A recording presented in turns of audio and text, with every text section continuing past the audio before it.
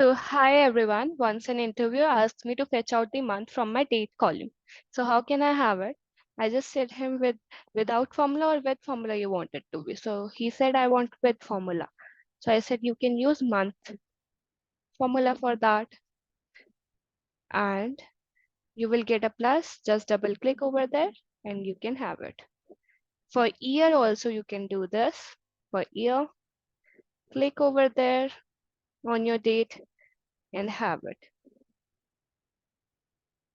If you want to have month in the form of January, February, March, then you can use text and then just click over there and then write the format. If you use triple M, this will give it in the format JANFEB format.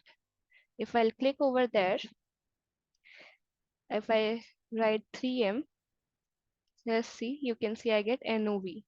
If I write 4, I'll get the full November. So hope you learned something new today. In every cell, if you want to add, just double click over the plus.